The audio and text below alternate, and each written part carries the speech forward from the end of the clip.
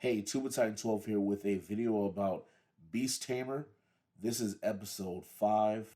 This was the episode for me. I've been waiting for a perfect revenge scenario, and this episode gave me everything I was looking for.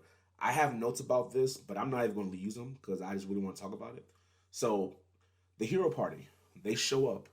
They're still cocky. They think they're the everything in the world. They think they're perfect, even though they've been taking L's off screen for days now. But they still show up like there's something. Rain, he sees them. He's immediately upset, angry. They try to say that, hey, come on back. Even though you're useless, come on through. But he's not having any of it. He's ready to walk away. They're furious. They finally figure out, because they're so stupid, they finally figure out, though, that not only does he have a cat spirit, he has a dragonoid. And they're not, just letting them hang around. No, he tamed them. And even with that information in their stupid skulls, they still try to talk trash to him. And it's hilarious to see. But apparently, the main leader trash dude, again, I know his name. I'm not going to use it because that's how trash I think he is. He decides, hey, I'm going to really get in his face and I'm going to continue talking that sweet trash. He gets knocked all the way out by Rain, and it's glorious.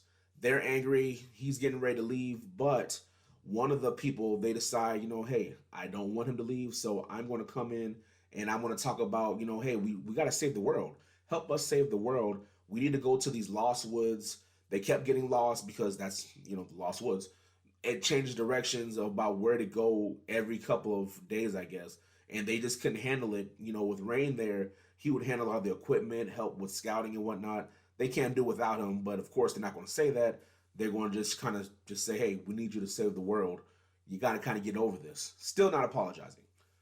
Luckily for Rain, he has Tanya there, and Tanya is not having it. She's like, look, you want him to come through, you're going to have to grovel. You're going to have to get on those hands and knees. You have to have that face to the dirt. You're going to have to beg for him to come with you. They're angry. They're not having it. A lot of things occur. They end up deciding, you know what, we're going to fight. And that's what I've been waiting for. That's the greatness of this episode. So they pair off in the groups, right? First, one of the trash dudes with the shiny metal, not use his name because, again, he's trash. He decides he's going to try to fight Kanade. Kanade was barely using any of her power, playing around with him, parrying his attacks, ended up using half her strength, destroyed him. He had zero chance of beating her. So that was hilarious to see. Just he got destroyed. But the better fight was two of the girls that were trash, them going against Tanya. Now Tanya wasn't holding back in the way she talked and the way she fought. She has this ability called Magic Canceller, I think that's what it's called. And anytime they do any type of magic towards her, she puts the right amount of energy towards it, snaps her fingers, it's done. It's completely nullified, nothing. So they're just throwing spell after spell after spell after spell, everything, just trying to get something, and she's casually just snapping her fingers, and the spell dispersed. And they're getting super upset and angry, and then finally she's like, all right, I'm gonna go on the attack. She does this whole in-world type spell that looks like it's going to like destroy the world. They're completely scared out of their mind. They're ready to give in.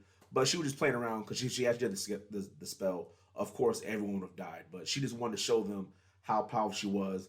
And again, just to rub it in that they're nothing. Which, again, I love her so much for this. Then we get to the main event. We have our hero Rain going against the leader of the Trash Guild. That's what I'll call them, the Trash Guild. They're hot garbage. So he's getting ready to fight him. He's still boasting about how he's better. He's trying to slice and dice at him.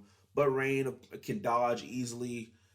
And he eventually just destroys him, punches him, knocks him out and everything. And then they start doing spells.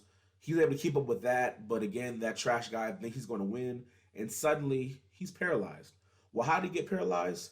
It's because Rain, again, as a beast tamer, and that's what I like about this episode, they let him win not because he got the power or the magic from his two spirits, but instead he won because of the trait that they thought was useless, was him being a tamer. He tamed this bee, and this bee was able to sting him while he was trying to hit him with a sword. He stung him, paralyzed him, and that's how he lost the fight. He got paralyzed because Rain, can, along with being able to tame animals, he can tame insects.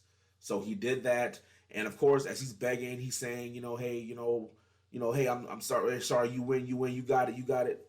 He still knocks him out at the end. Well, pretends to knock him out in the end, but you know what I mean. But I really love this episode because they let Rain shine as a tamer and not just as somebody who won the fight. So, guys, I'm super thankful for this episode. I hope you enjoyed it. Take care. Like, comment, and subscribe. I'm trying to get to 100 subscribers, guys. Take care. Deuces.